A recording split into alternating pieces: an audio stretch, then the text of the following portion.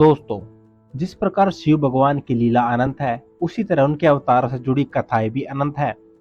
पुराणों की माने तो मनुष्य और देवताओं की रक्षा के लिए अब तक भगवान शिव 19 बार अवतरित हो चुके हैं और इन्हीं 19 अवतारों में से एक अवतार है काल भैरव। लेकिन मित्रों, क्या आप जानते हैं कि आखिर भगवान शिव को काल भैरव का अवतार क्यों लेना पड़ा और इस अवतार में उन्होंने किसका वध किया? अगर नहीं जानते तो हमारे साथ इस वीडियो में अंत तक बने रहें, क्योंकि आज की वीडियो में आपको भगवान शिव के काल भैरव अवतार के बारे में जो है बताने जा रहा हूँ, जिसका वर्णन शिव पुराण की शतरुद्र संहिता में विस्तार से किया गया है। नमस्कार दोस्तों, तो आपका स्वागत है हमारे चैनल पर। तो शिव पुराण के शतरुद्र संहिता में वर्णित कथा के अनुसार एक बार भगवान विष्णु से मिलने परमपिता ब्रह्मा जी वैकुंठ धाम आए।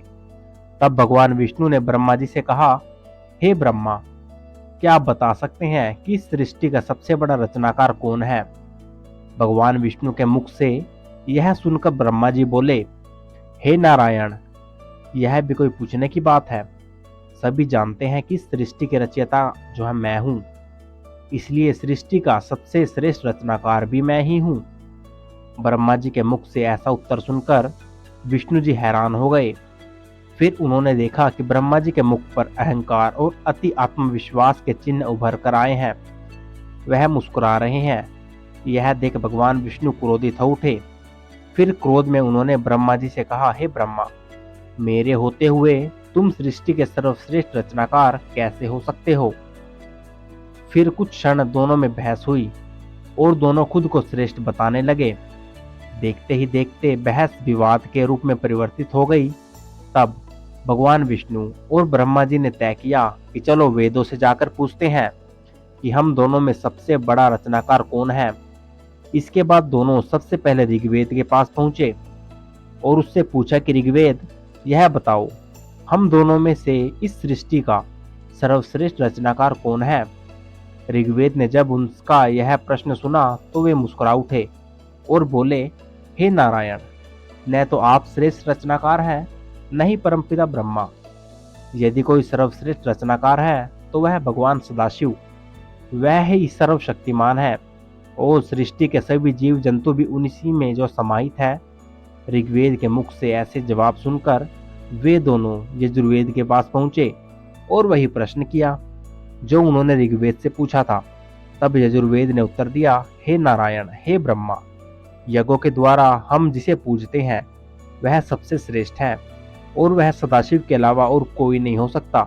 यजुर्वेद के बाद भगवान विष्णु और ब्रह्मा संतुष्ट नहीं हुए। फिर वे दोनों सामवेद के पास पहुंचे और उनसे भी वही प्रश्न किया। तब सामवेद ने कहा, हे ब्रह्मा, हे नारायण, विभिन्न साधक और योगी जिसकी साधना आराधना करते हैं वह सबसे श्रेष्ठ है। जो इस सृष्टि को नियंत्रित करता है वह त्र्यंबकम यानी सदाशिव है। इसके बाद वे दोनों अर्थवेद के पास पहुंचे और जब उससे भी यह प्रश्न किया तो अर्थवेद बोले, हे प्रभु, भक्ति मार्ग पर चलकर जिससे पाया जा सकता है, जो इंसानी जीवन को पाप मुक्त करता है, मनुष्य की सारी चिंताएं हरता है, वह शिव ही सबसे श्रेष्ठ है। चारों वेदों के द्वारा भगवान शिव को ही सर्वश्रेष्ठ रचनाकार बताए जाने के बाद ब्रह्मा जी का अहंकार शांत नहीं हुआ और वे उनके जवाबों पर जोर जोर से हंसने लगे। इतने में वहां दिव्य प्रकाश के रूप में भगवान शिव प्रकट हो गए। भगवान शिव को अपने सामने देखे अहंकार से मोहित ब्रह्मा का पांचवा सर क्रोध की अग्नि में जलने लगा।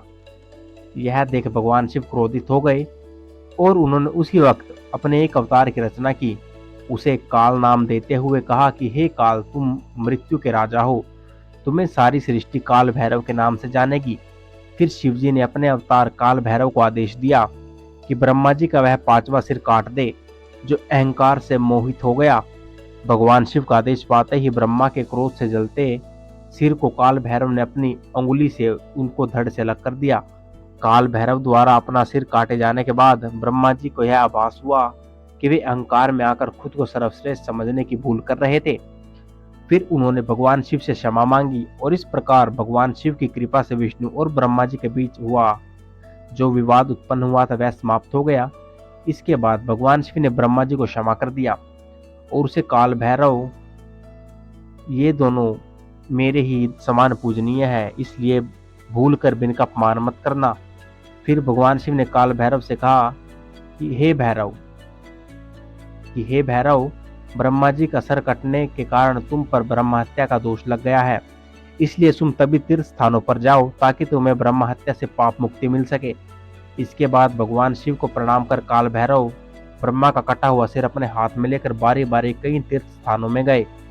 इस दौरान उन्होंने कई पवित्र नदियों में स्नान भी किया ताकि वे ब्रह्म हत्या के दोष से जल्द मुक्ति मिल सके।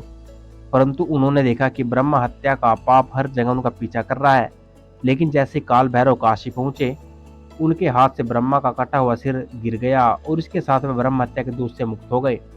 और पुराणों की माने तो काशी में जिस जगह पर ब्रह्मा का कटा हुआ सिर गिरा था, आज उसे ही कपाल मोचन तीर्थ के नाम से जाना जाता है। और ऐसा भी माना जाता है कि उस दिन से काल भैरव स्थायी रूप से काशी में ही निवास करने लगे और आज भी वहां विराजमान है। इसलिए दोस्तों, ऐसा माना जाता है जो भी व्यक्ति काशी यात्रा के लिए जाता है या वहां रहता है, उसे कपाल मोचन तीर्थ अवश्य जाना चाहिए। वेदों में जिस परम पुरुष को रुद्र बताया गया है, तंत्र शास्त्र में उसे रुद्र का भैरव के रूप में वर्णन किया गया है। इतना ही नहीं, ऐसा भी कहा जाता है कि काशी में निवास में भ्रमण करने वाले भैरव कृपा से यमराज भी उन्हें वहां आने से डरते हैं। क्षेत्रों में भैरव या भैरव को तांत्रिक और योगिक का इष्ट देव भी बताया गया है। तंत्र साधक विभिन्न प्रकार की सिद्धियां प्राप्त करने के लिए भैरव की उपासना करते हैं। ज्योतिष शास्त्र के अनुसार भैरव छाया ग्रह राहु के देवता है।